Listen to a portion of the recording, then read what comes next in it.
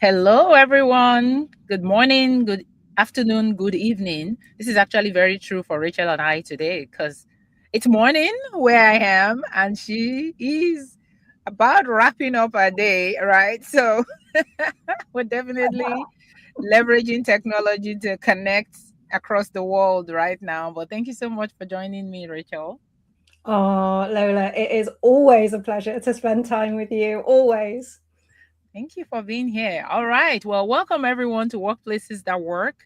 I love hosting these conversations. My name is Dr. Lola Adeyemo, and I'm an employee resource group consultant, a workplace inclusion strategist. Um, and I love using that phrase. It's very intentional because it's not just about your ERG, it's about your workplace and your strategy that you've built around how to make sure that people of all level are able to thrive within your organization. And so these conversations are meant to be to center certain key topics. And so I bring experts, I bring the people that are also actively doing the work, and we target different topics. So today I'm going to be talking to Rachel about uh, sustainable high performance. We talk about high performance, and then we talk about the sustainability piece of it. I think this should be interesting and also timely. We talked about practicing it ourselves when it comes to self-care and wellness just before we came on here. And I think it's important to bring this conversation and these topics to the people that are decision makers, that are leaders within organizations, so that we understand. So if you're joining us live, feel free to drop your questions as we go along. And if you're watching this on replay, still drop your questions because we're going to go back and also check out the comments and engage, especially on LinkedIn. So right now, this is being streamed on both LinkedIn and YouTube, so two different audiences. But great to be here with you, Rachel. Let's open up the conversation. So high performance is often very visible, right? People are tracking that. People commend that. People reward that. But what people don't see is what it takes, Mm, right? We see when people finally post about things or talk about something that they've been going through, right? We just mm, talked about, friends and people in our lives and our community. We see the performance, we see the what looks like professionalism, what looks like excellence. But there's usually a lot of invisible work being done to sustain it. And obviously, the people that are sustaining it very well, I've learned some lessons and I've put in some practices. So I think that's the crux of our conversation today is what's not working, what's not working well, and what can people do better. mm. Leaders, people that are managing people, that are leading organizations, are delivering results while navigating lots of pressure and expectations. And so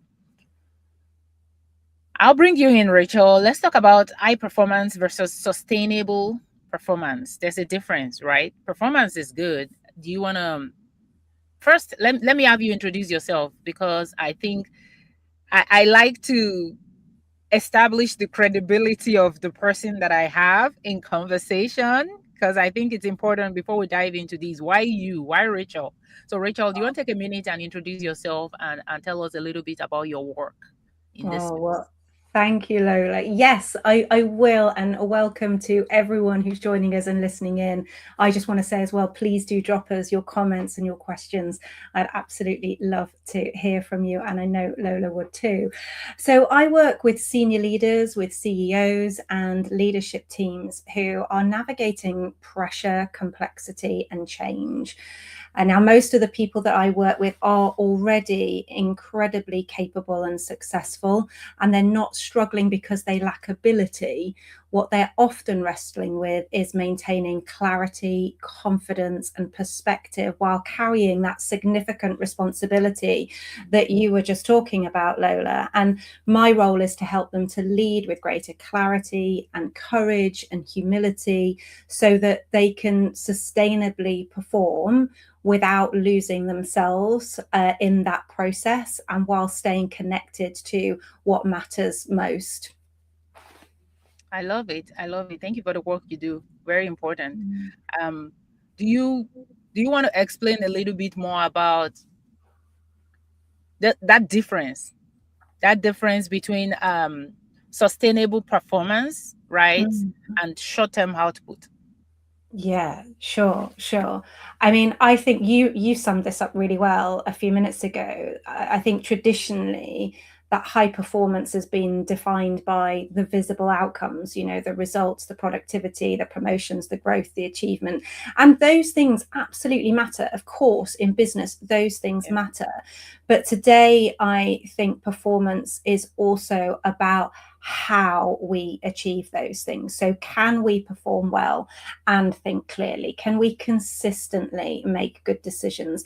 Can we sustain our energy? And perhaps most importantly, can we maintain healthy relationships and still enjoy our lives Mhm. whilst we're doing that? And for me, true high performance isn't simply doing or achieving more.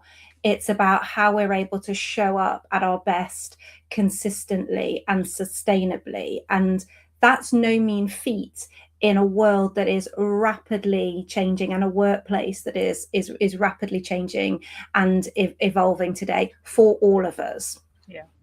Mm. Yeah. Absolutely. And I think this is a perfect time before we get all technical and work discussion about it too, to talk about the internal side of performance, right? Mm. Because sometimes we try to separate, the professionalism and the work, and but what about the humanity, right? How have you seen, or how do you think that identity and beliefs and just those individual variances, how do you think it shapes people's performance? Hugely, in one word. No, I will expect. I will expect Yep. massively, enormously so. Our beliefs shape our behaviors and our actions, and our actions ultimately shape our results. Mhm. And it's not just our beliefs, it's our feelings as well. Our feelings, our thoughts, our beliefs, they're all they're all at play, determining what action we take, how we show up, but in our behaviors, and ultimately, as I say, the results and the actions that we take and the results that we get. And I think many successful leaders are unconsciously operating from beliefs. For example, like, if I'm performing and I'm producing, Mm. I matter. And if people rely on me, I'm valuable. And if I keep going, I'm successful and I will continue to be successful. And then there's also the biology behind this. So, that if the beliefs is the psychology, we also get rewarded for it. There's often Mm. that dopamine hit that we get when we solve problems, when we are being needed for something, or when we're ticking things off and we feel indispensable. And the challenge is that if my value comes from being busy and productive and needed, I'll find it incredibly difficult to slow down, and I'll keep saying yes, and I'll keep taking things on, and I'll keep solving problems, and I'll keep carrying more than I need to. And because those behaviors have served me so well and they've brought me success in the Right. past, they've become very reinforcing. Yeah. And I mean, I'm only giving an example there of some beliefs. Of course, there's infinite numbers of beliefs that we will have, Yeah. but we create our beliefs mostly unconsciously, and then those beliefs end up creating us. And and I suppose the point is this: is sometimes the very beliefs that have helped us become the successful individuals that we are the things that ultimately and eventually begin to cost us. Yeah. Yeah. And I was thinking about what we were sharing earlier about the people that are around us, the people that see us, right? You appear fine. You're doing it. Mm. You're crushing it. And so people will give you more, or people will keep taking more from Yeah. you or asking more of you. because you seem to be handling it well. It's so true. And you know, for years, I believe that being a good leader meant that, you know, it was about being the reliable one and pushing through. And eventually, my body Mm. forced a conversation that my mind just kept overriding and ignoring. Um, because we simply don't just lead from our skills. We lead from our identity. We lead from our Yeah. beliefs about ourselves and the world around us. And those beliefs are quietly shaping how we think, how we feel, how we believe, and ultimately how we perform. And being aware of that and being able to tune in to the signals that we get in our own, you know, whether it's our own feelings, our own thoughts, or even physically what's going on for us, um, is so important. It's so important because I think that awareness is the first step to be able to choose differently or make different choices from there. Yeah. So maybe that's a good segue into some of the signs. How do we recognize, how do we begin to notice that performance is costing us too much? What are some of the early signs for an individual, right, who is leading, who is performing at a very high level, or maybe for the people that care about them or allies and people that manage them, right? What are some early signs to watch out for that performance is no longer sustainable? Are there things you can share there? Yeah, and I was just thinking about the allyship there, and it can, as we've already said, it can be really hard to spot this sometimes because often on the outside, leaders look and appear to be coping really, really well. And it's what's going on internally that people can't see and that maybe people aren't sharing or feel safe to share. And I think that the body whispers before it shouts. And my question is, are we listening? I, you know, some of the things that when I'm meeting the clients that I'm working with and initially talking to them, there's a number of things, but some of the common things that I hear is that they might be quite frustrated or upset about something from a point of view inside the organization. They've noticed maybe that they are less patient and less empathetic with others. They're finding it harder to be able to switch off. It's that they're maybe in that point where it's not so easy to have perspective and they start seeing things negatively. Decision making feels heavier. They become more reactive. So I'll have clients that sort of say to me, I recognize maybe I've not been the nicest person to work with over the last 6 months, you know, and things like that. So they recognize in themselves that they have an emotional reaction perhaps to someone or something, Right. and it's not necessarily as they would have wanted to. And the other thing is that I'll often find people will be maybe just quietly but just starting to or disengaging, so they maybe stop finding the joy in the things that they normally enjoy. They may be withdrawing from in a work context, or even with family and friends, and they're questioning themselves more. And I think so I ultimately collapsed, but you know, that kind of collapse, that burnout, the departure, the dysfunctional teams, the poor physical and mental health, they're the final symptoms. They're not the first. Yeah. And maybe recognizing it is important too for the people around us, but also for ourselves, because this is when we start to check ourselves before we fall flat on our faces.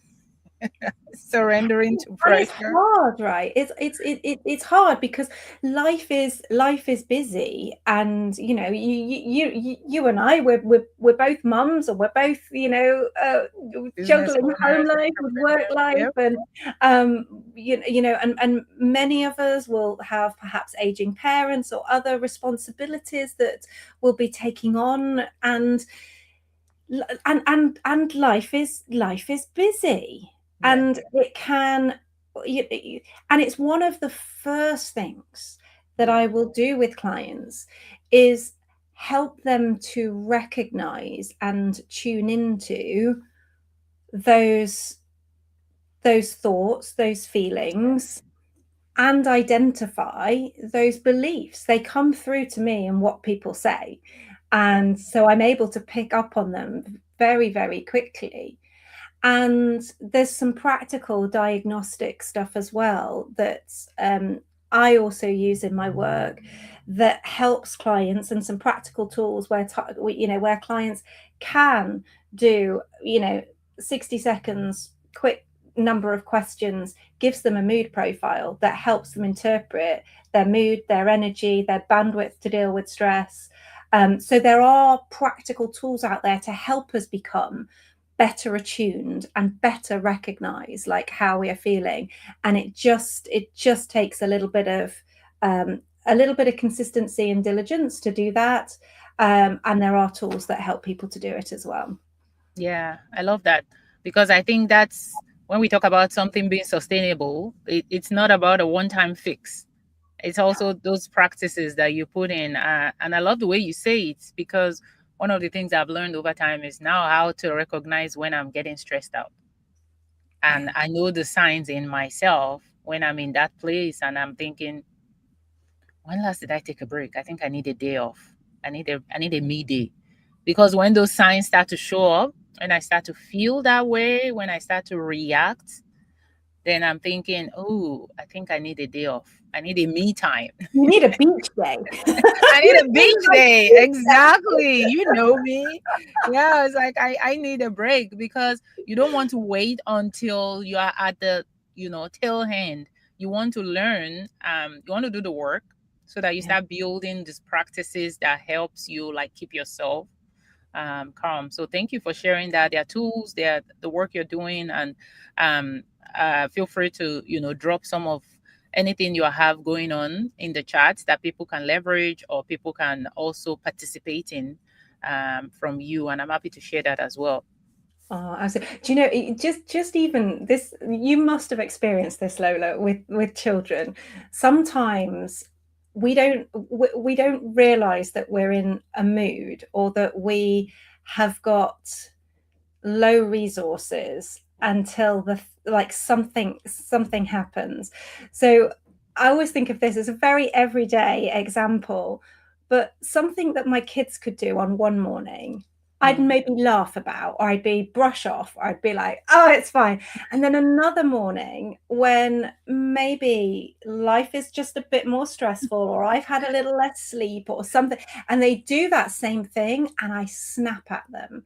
And I think that, so it's like sometimes we don't even recognize it ourselves until, yeah. unfortunately, after something like It's that, like, but yeah, exactly. it It's like, I know I'm overreacting. I know it. I feel it. But this is how I want to react right now.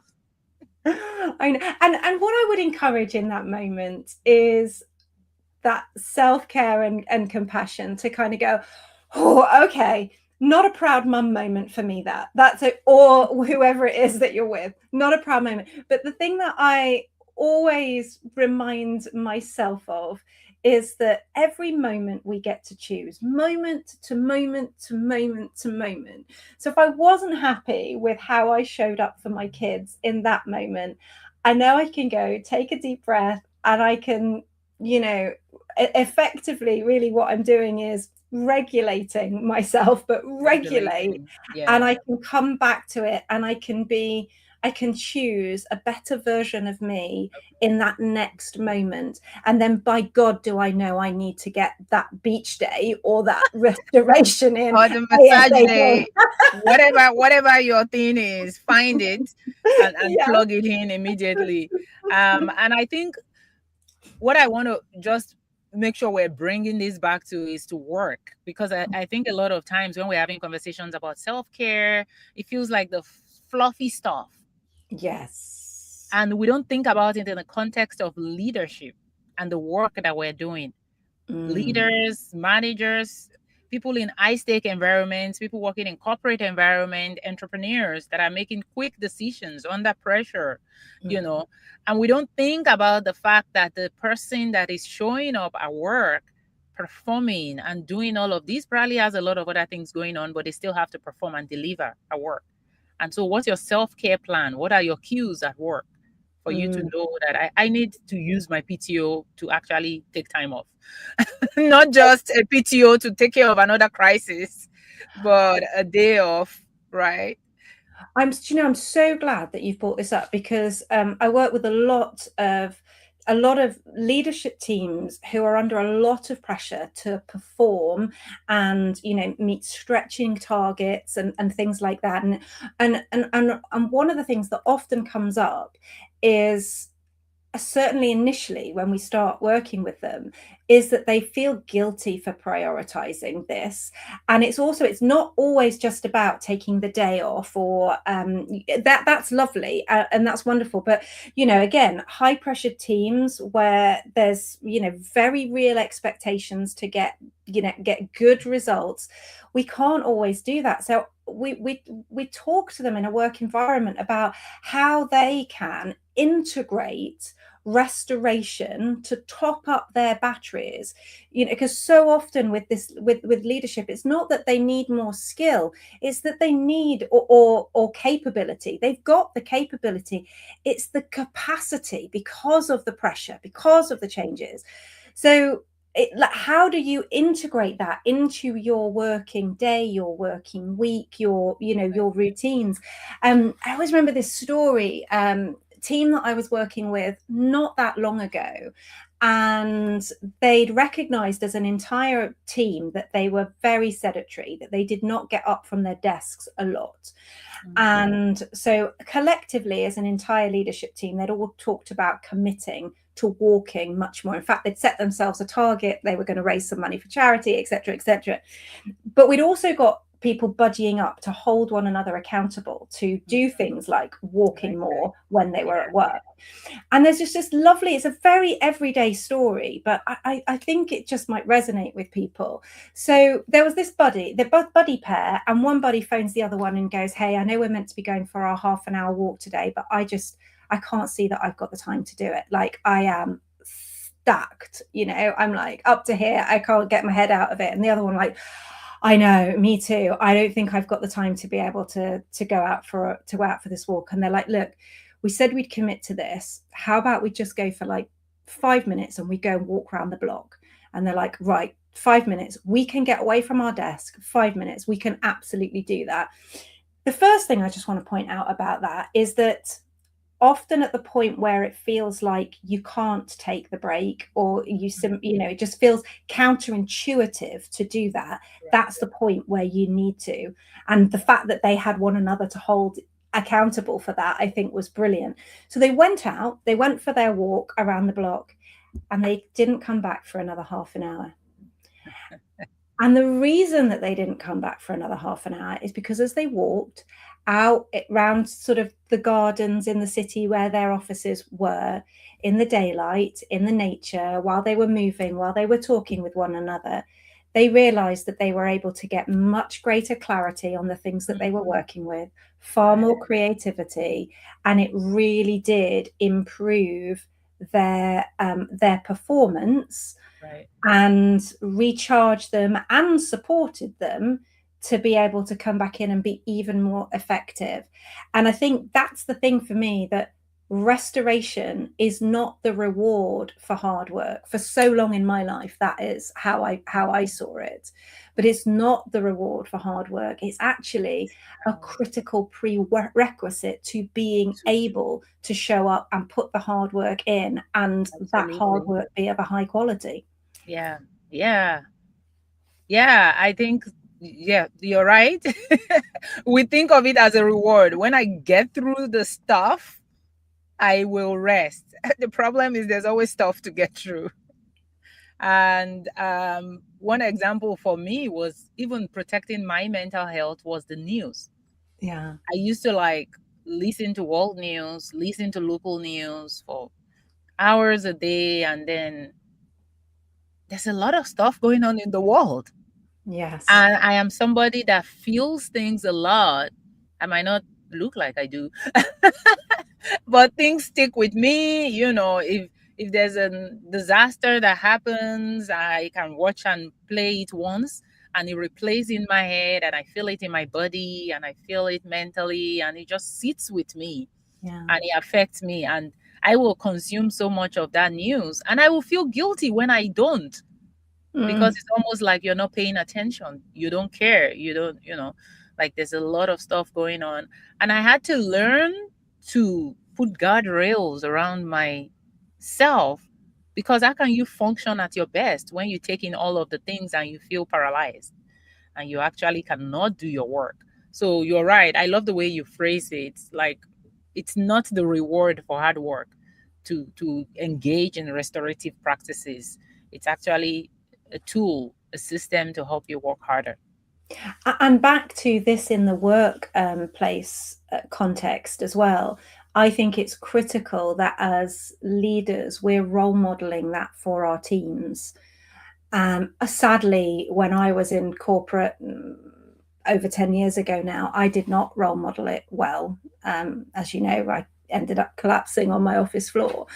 And I think it is so vitally important, whether that is saying, hey, why don't we just have a phone call rather than a Teams call today? And why don't we just both go and have a walk and a chat while we catch up? Or getting teams outside when you're in the office together or on away days or what have you, just role modeling that, taking lunch breaks. I know it sounds so basic, doesn't it? But Yeah. we often, I think, pay more attention to making sure these things are charged and charged up than we do ourselves. With our bodies. Oh my God. Yep. And it has a huge impact for how we show up. Can I just say a quick hello to Leah? I don't know if she's still here, but Lee, hello if you are. It's good to see you in the chat. Yes, she's here, and she's got some great comments in the chat. The body whispers before it shouts. That's a great quote. And that was something you said earlier that she was acknowledging. Thank you, Leah, for joining. Yes, it's lovely to see you. Lovely to see you.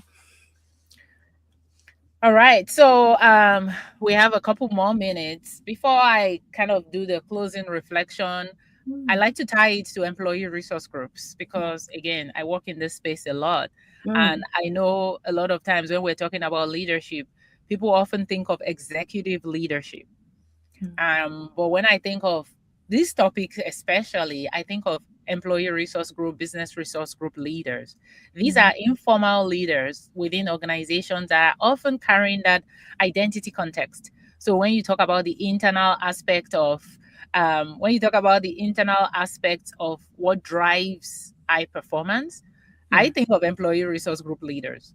It's Yes. personal for them. A lot of times, most ERG leaders are not paid extra to do the work that they do. They have their Yeah. day job that they're doing as individual contributors for the most part. And so this is even more relevant to them, and definitely looking forward to getting some feedback from ERG leaders here. But what are some of the things for individuals that care so much, for informal leaders within organization that are passion driven, so they carry those extra work and burdens because they really care about the outcomes, and they they do a lot. I Oh don't gosh, want to say I think too much. the first thing I want to say is I've worked with ERG leaders, and I have enormous admiration for them because they care very deeply and they are willing to take on this additional responsibility alongside their day jobs. And for me, in many ways, I think ERG leaders are practicing some of those purest forms of leadership because people follow them because they choose to, not because they have to. And you were talking about this actually just a couple of minutes ago before we kind of segued into this. I think some of the pressures that they carry, that the emotional impact, you were talking about news and and the things but that they are often listening to difficult experiences, they're often hearing frustrations, they're supporting people who maybe don't feel heard, and they're holding space for that. And often these leaders, it's that they're involved in these groups because it's deeply personal to them in some way, and they may have experienced some of those challenges, and so they're not just leading and holding space for those conversations. Sometimes they're also living those conversations in their own world as well. So that is, there is enormous pressure there. So your question was, how do they sustain themselves? I How think do they so. sustain themselves? Yeah, yeah. Yeah, coming coming to that. I think one of the things I find, because I would do a lot of work with leaders who care deeply and want to make a positive difference in the world. And I think one of the things to remember is that caring deeply doesn't mean that you carry everything. You can care enormously without carrying the weight of everything on your shoulders. And so boundaries is a really important thing. And that's very personal, and it's for each of us to define what those boundaries are. But it could be something as simple as, I've got 20 minutes. I really want to hear you and have this conversation. And then you're fully present with that person for 20 minutes, but you absolutely maintain that boundary. And at the end of that 20 minutes, you're like, I'm really sorry, if we need to reschedule or have some more time, I'm happy to do that. But I do need to close now. Just, I mean, and that's just an example. There's so many ways that we can do it. But I think, just, it doesn't all have to be solved by you, and being careful of your boundaries so that you can look after yourself, because we know we can't, it's the old saying, isn't it? Oxygen mask first, can't pour from an empty cup. It's all of that stuff. So making sure that you're looking after that.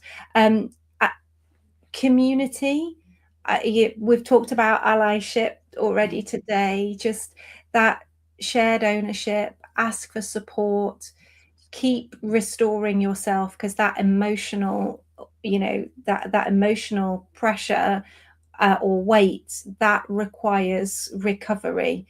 So to do that, and I think, just remember, we're all human beings, and life ebbs and flows, and there will be times when we can give more to some of these causes and times when we need to say, I can't give as much right now. And all of that is okay. Okay. Yeah, absolutely. Thank you. And I think that was going to be my final question to wrap this up, was to give some practical shifts. I think you definitely went into that. I think we talked about that because, yes, we are recognizing that people have valid reasons for doing hard work, for performing at a high level. But what we're talking about is how to make it sustainable, is to also take care of yourself. And so I love what you shared. Allyship, community, finding the right communities. I really believe in the power of community. I believe that I wouldn't do anything that I've done without having the right communities that I'm plugged into. And sometimes we all lift each other up differently. When you are in community, sometimes you need help, sometimes you are the support system for somebody else. And that's just Oh, how and the community something to remind, sorry, Lola, just something to remind people of in that is that by asking for help, you give a wonderful gift to someone else. Because when we help others, we feel good. And I think often as leaders or as people who care deeply and carry a lot for others, I think we forget that we deny someone else the opportunity to feel good by helping us. And so remembering that, I think just fits in with what you were saying there. I love it. And I think there's also we are all different people. So for me, I struggle to ask directly because I assume everybody is busy, right? So I struggle to ask directly for help. But then I've seen that when it's modeled to me, I I I would I would give you help if you are very specific to me about, like, I will go the extra mile for the people in my community if you ask me. But then it's not the same for me. Like, I struggle to ask for it. But when that person, when I have individuals in my life that would specifically spell it out. Yeah. Like, you are not bothering me. Just tell me what you need and I'm here. And that reminder always grounds me that yes, I have people that will go the extra mile for me. I just have to say the word.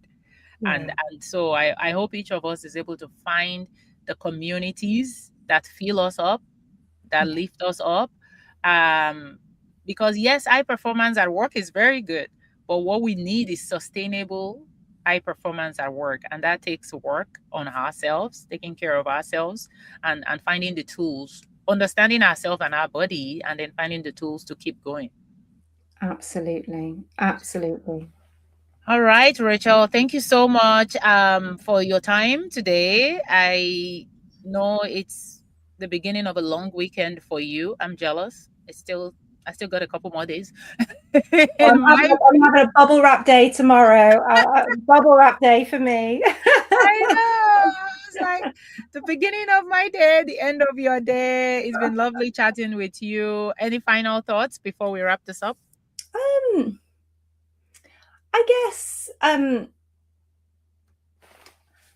gosh, this is the moment, isn't it? This is the moment.